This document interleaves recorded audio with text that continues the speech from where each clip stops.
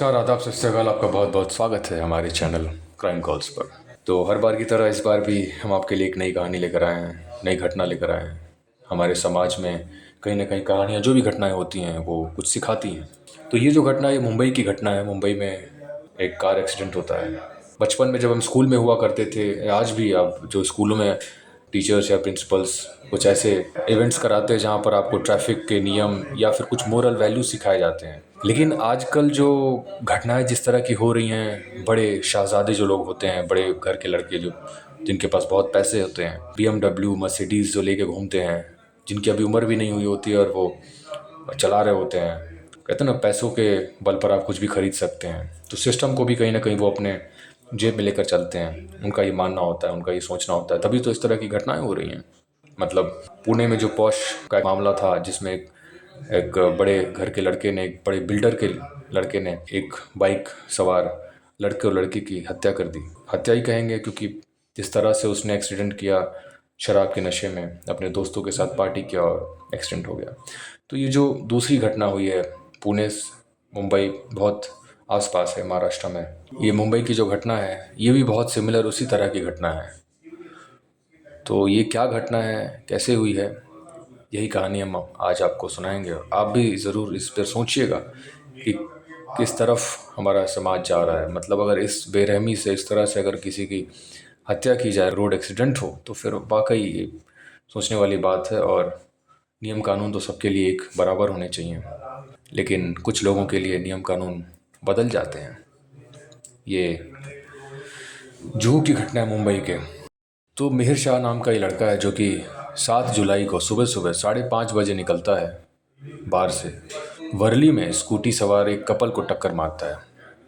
वहाँ पर जब टक्कर लगती है, एक मछुआरा रहता है प्रदीप नखवा नाम का, उसकी पत्नी कावेरी नखवा मछली खरीद कर वापस लौट रहे होते हैं सुबह सुबह 5:30 बजे।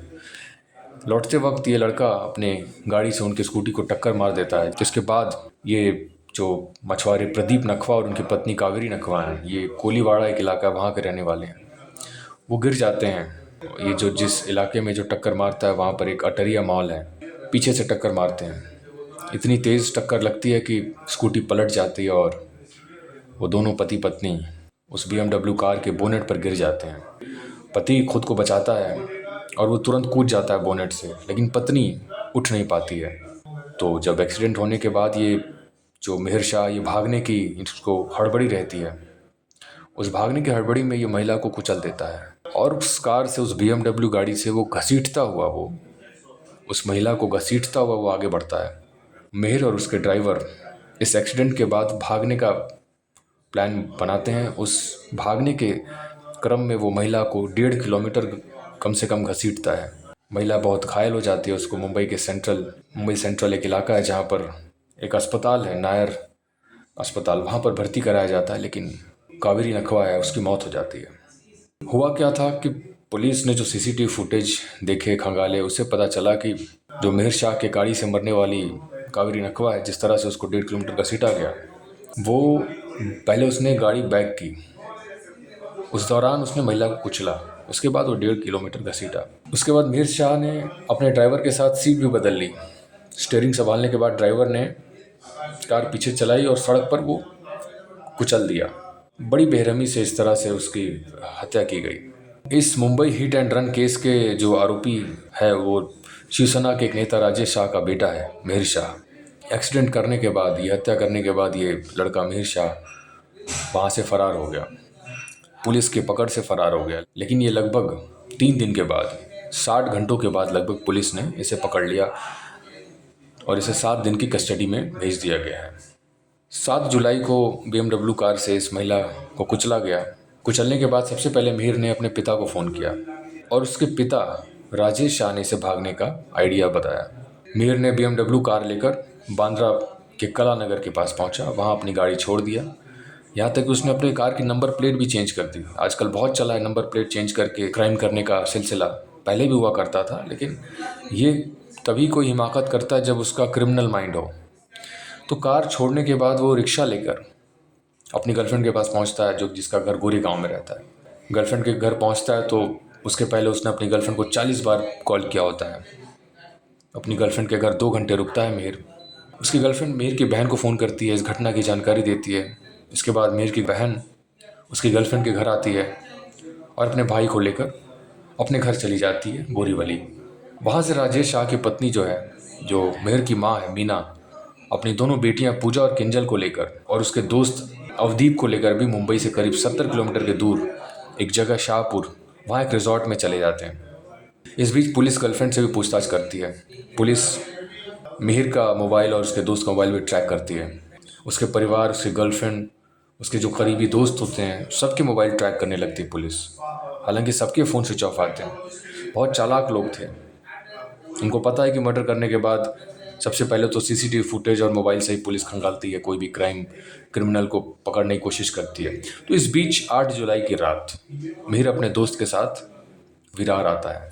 विरार अपने दोस्त के घर पर आता है और मंगलवार मतलब 9 जुलाई को सुबह सुबह उसका दोस्त 15 मिनट के लिए अपना फ़ोन चालू करता है। इसी बीच पुलिस लोकेशन ट्रैक कर लेती है और पुलिस को पता चल जाता है कि मिहिर शाह यहीं कहीं होगा और मिहिर शाह को गिरफ्तार कर लिया जाता है। उसके बाद रिजॉर्ट से, जो शाहपुर में रिजॉर्ट है, वहाँ से उसकी माँ और बहनों को भी पुलिस हिरासत में लेती है। पुलिस ने बताया कि राजेश शाह का परिवार पूरी फैमिली के साथ वो 2 गाड़ियों के साथ उस रिजॉर्ट में गए, अपने मोबाइल बंद करके, और घर पर ताला भी लगा दिया। तो मिहिर शाह को पकड़ने के लिए मुंबई पुलिस ने लगभग 11 टीमें बनाई। इसमें क्राइम ब्रांच को भी शामिल किया गया और एक एलओसी लुकआउट सर्कुलर नोटिस भी जारी किया गया। इसी बीच राजेश शाह, जो मिहिर शाह के पिता हैं, वो कार उठाने के लिए अपने बांद्रा पहुंचते हैं। तो पेट्रोलिंग टीम जो पुलिस की थी, उन्हें खबर मिलती है सूत्रों के अनुसार कि राजेश शाह भागने की प्लानिंग कर रहे हैं अपने कार को लेकर बांद्रा के कलानगर स्थित। उनका ड्राइवर उनके साथ था। तो पुलिस मौके पर पहुंचती है और ड्राइवर के साथ राजेश शाह को भी गिरफ्तार कर लेती है। दोनों को 8 जुलाई को वहाँ शिवड़ी कोर्ट में पेश किया जाता है।